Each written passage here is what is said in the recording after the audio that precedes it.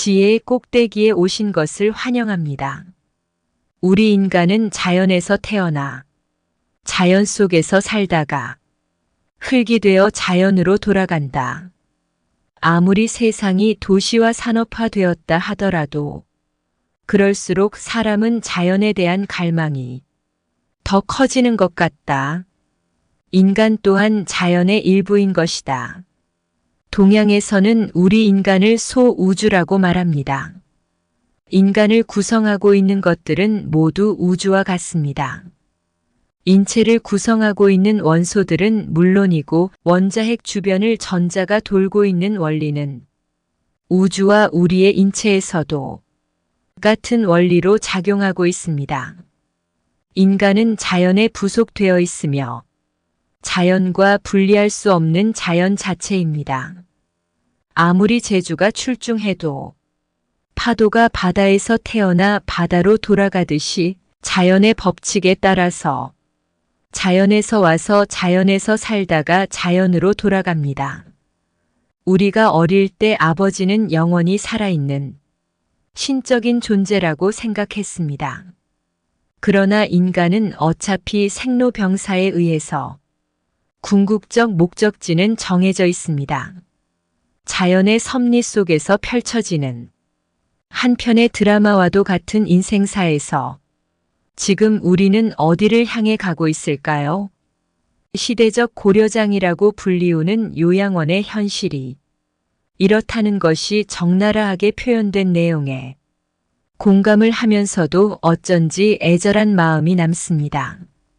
남의 일이 아닌 바로 나에게도 다가오고 있는 길이라는 현실에 씁쓸함도 느껴지곤 합니다. 우리는 왜 요양병원에 가야 하는가? 우리는 왜 요양병원에 보내야 하는가?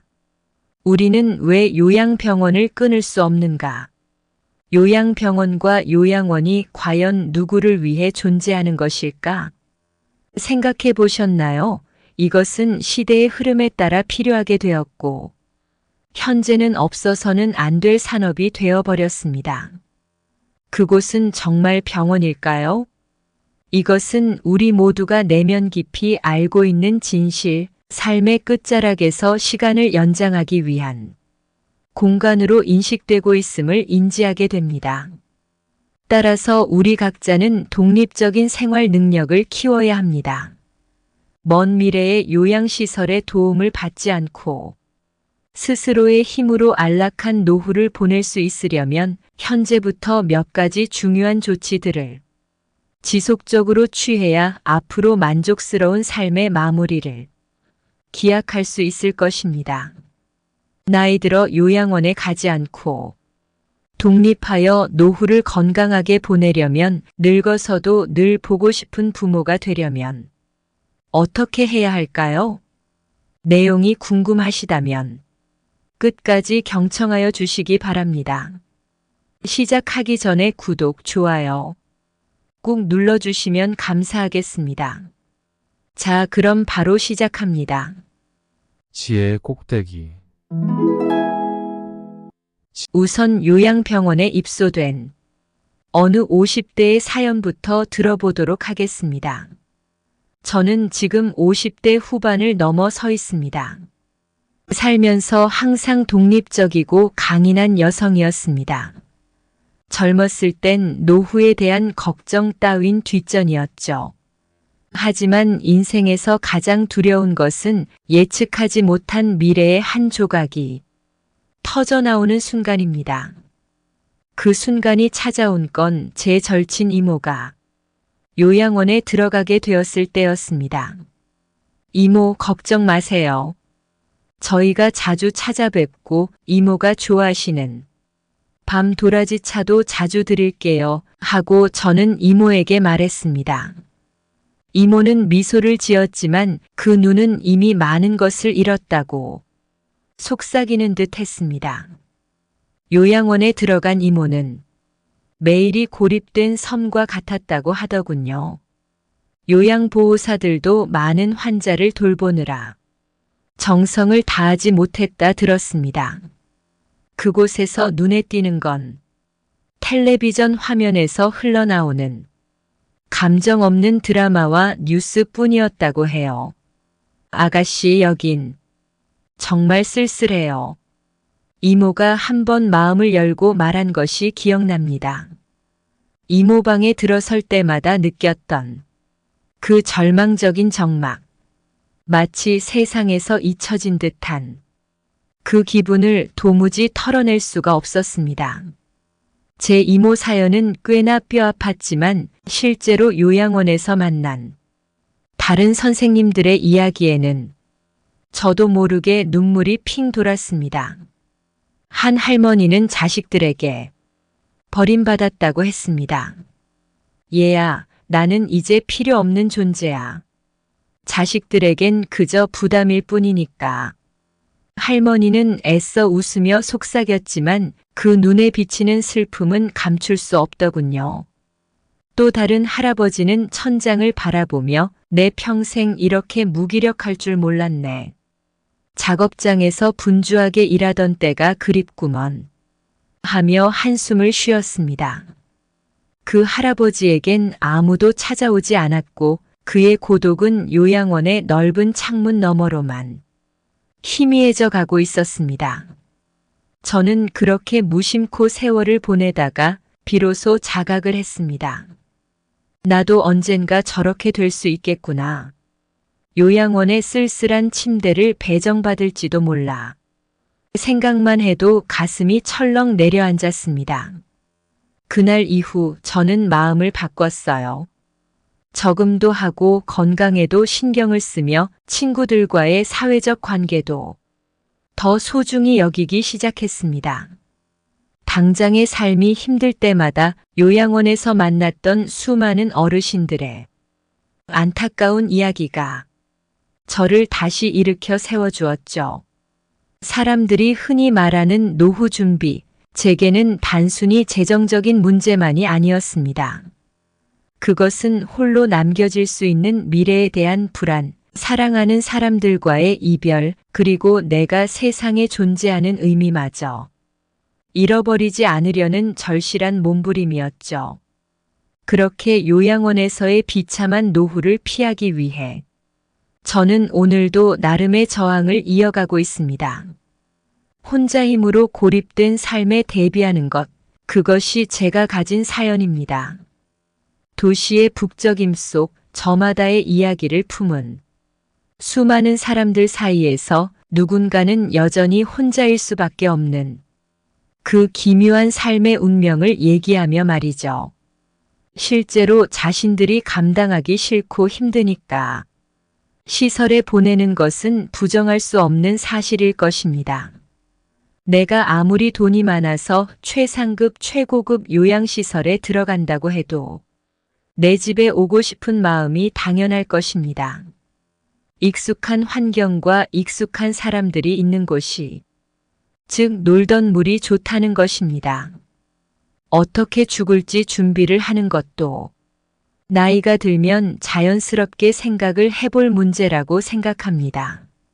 만약 이 모든 것이 거스를 수 없는 시대의 흐름이라면 막연하게 걱정만 하고 있기보다는 노후를 행복하게 보낼 준비를 내가 직접 해야 하지 않을까요? 이에 우리는 노후를 보다 행복하고 더욱더 가치 있게 살아가기 위하여 비참한 노후 요양원에 안 가려면 꼭 지켜야 할 3가지 원칙에 대하여 이야기해 보도록 하겠습니다. 첫 번째, 육체적으로 자립해야 합니다. 건강 수명을 늘려야 합니다. 기초 체력 유지를 위해 꾸준한 운동을 해야 합니다. 세월이 흐르면서 움직이지 않으면 결국 움직일 수 있는 기회조차 상실하게 된다는 격언이 전해집니다. 앉으면 병이 찾아오고 서서 움직이면 건강을 지킨다는 표현도 있죠. 실제로 활력이 소진되는 순간 노화의 진행은 급격히 이뤄집니다. 삶의 뒤안길을 걷는 이들 중 일부는 갑작스럽게 하체가 가늘어지는 현상을 경험하곤 합니다.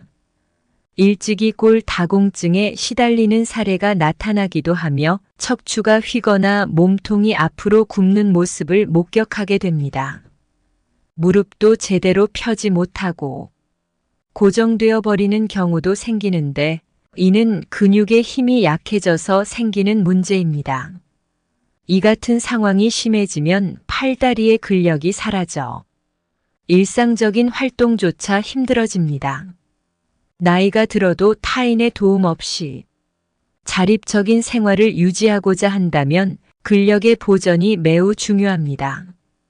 아령을 들어 운동하거나 발 뒤꿈치를 들어 올렸다 내리기 또는 다리를 어깨 너비만큼 벌린 후 스쿼트를 하거나 바닥에 누워 윗몸 일으키기를 하는 등의 지속적인 근력 운동을 실천하시길 권장드립니다. 또한 낙상 사고를 예방하기 위해서는 몸의 균형 운동이 대단히 중요합니다. 실시 요령은 한 발로 서기 운동입니다. 눈을 감고 한 발로 서서 30초에서 2분간 유지하는 방법으로 매일 10회씩 반복하고 익숙해지면 시간을 늘려가시면 더욱 좋습니다. 또한 야외에서 할 수 있는 운동으로는 걷기, 수영, 자전거 타기 등이 있지만 이 중에서 걷기 운동이 제일 좋으며 신발을 벗고 맨발로 걷는 것이 가장 좋다고 할 수 있습니다.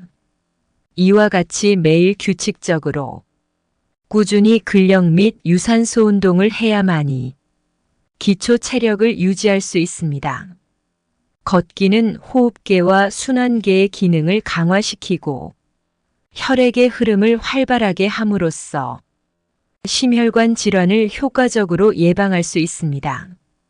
또한 체내 지방의 연소를 촉진시켜 체중 조절에 기여하며 당뇨병, 고혈압, 지질대사 장애 등 만성 질환의 위험을 낮추는 데 도움이 됩니다. 정기적인 걷기는 뼈 조직에 지속적인 자극을 주어 밀도를 높이고 그 결과 골다공증 발병 위험을 감소시킵니다. 불안감, 스트레스, 우울증과 같은 정신적 부담을 경감시켜 정신 건강에도 긍정적인 영향을 미칩니다. 걷기는 또한 혈류를 뇌로 유도하여 인지 기능을 향상시키는 등 뇌 건강에도 이점이 많습니다. 조깅이 주는 이로움은 매우 다양하며 비용이 전혀 들지 않고 혼자서도 수행할 수 있는 점에서 상상 이상의 효과를 볼 수 있다는 점에서 적극 추천을 드립니다. 두 번째, 정신적으로 자립해야 합니다.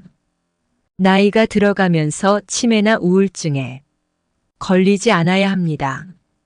나이 들어서 정신적으로 독립하기 위해서는 무엇이 필요할까요?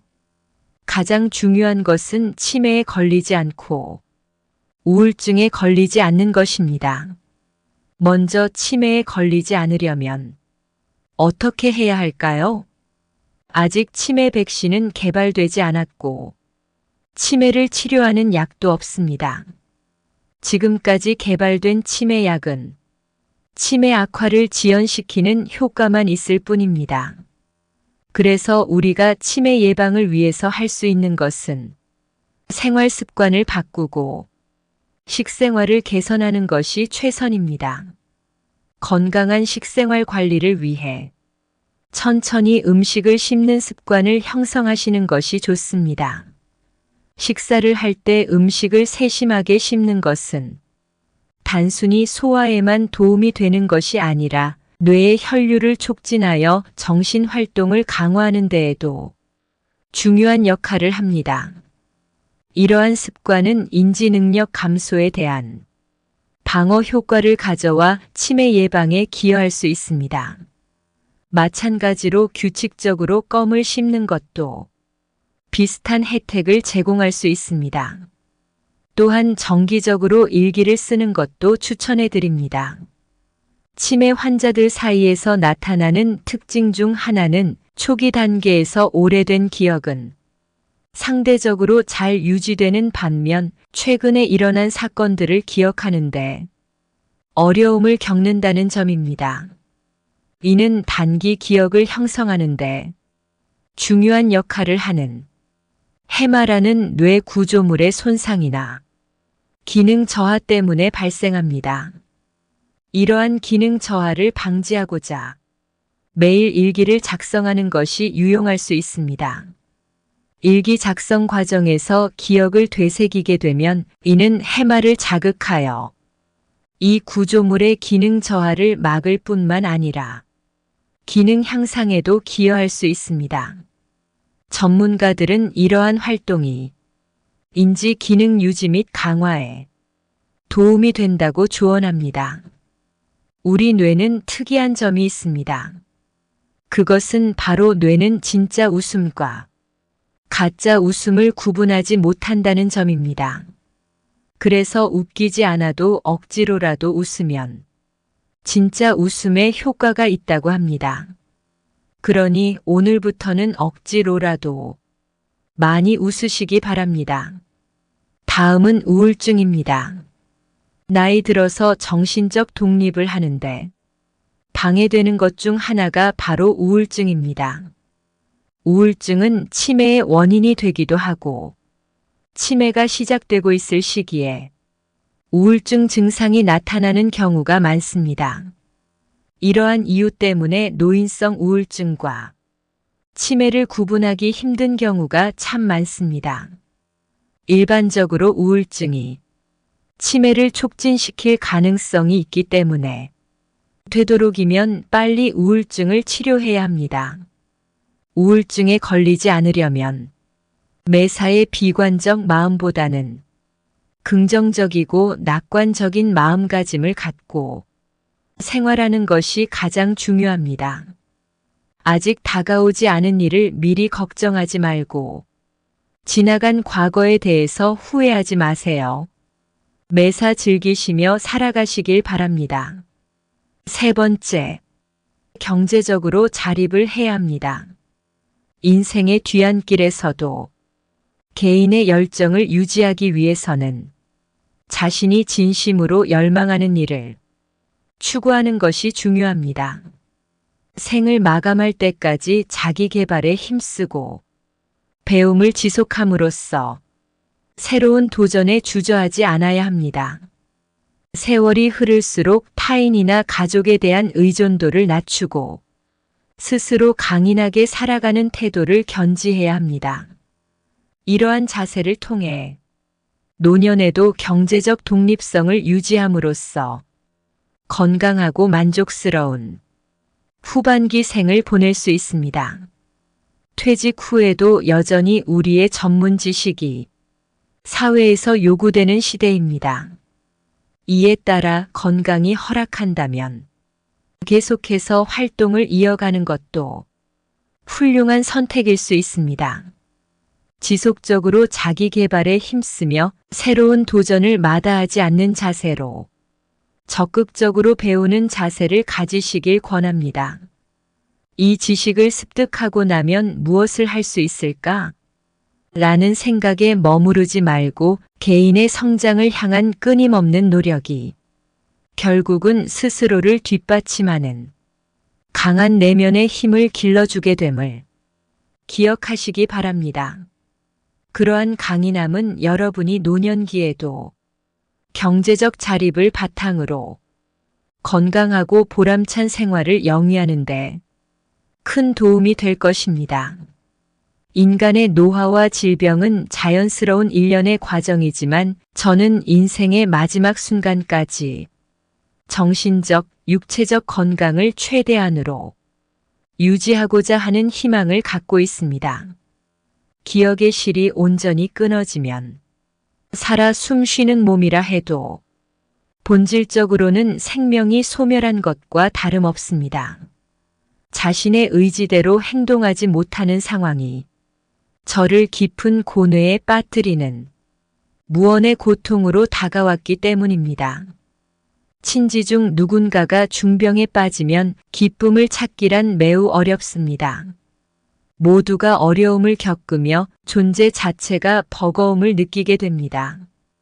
경제적인 어려움이 종종 가족 갈등에 불씨가 되어 다툼으로 이어지고 자식들 사이에서 돌봄과 책임을 둘러싼 이견이 생기는 일은 불가피한 전개처럼 여겨지기도 합니다. 이러한 상황을 묵과하는 부모님의 마음은 얼마나 아플까요? 힘없이 자식들의 갈등만 바라볼 수 있는 상황에서 눈물이 앞을 가릴 뿐입니다. 따라서 우리는 능동적으로 움직여야 합니다. 삶을 살아가는 동안 건강과 행복을 추구해야 함을 깊이 인식해야 합니다. 따라서 인간의 존재는 그 시작 전부터 체계적인 인생 계획을 세워두고 그 계획에 따라 살아가야만 만족스러운 노년을 맞이할 수 있습니다. 인류는 모두 결국 생을 마감한다는 사실을 알고 있음에도 불구하고 마치 끝이 없는 듯 한날을 소비하기 일쑤입니다. 그러므로 일상을 아무런 후회 없이 성실히 쌓아가셔서 당신의 마지막 순간에 미련이 남지 않도록 하시기를 당부드립니다. 당신이 이루어낸 모든 행위들이 결국 당신의 미래를 이루어갑니다. 오늘 말씀드린 유쾌한 노년을 위해 필수적인 3가지 원칙, 신체적 자립, 정신적 자립, 경제적 자립을 잊지 않으시기를 부탁드립니다. 삶이 주어진 한 가능한 모든 행복을 만끽하시길 기원드립니다. 끝까지 경청하여 주셔서 감사합니다. 구독과 좋아요는 영상 제작에 큰 힘이 됩니다. 감사합니다.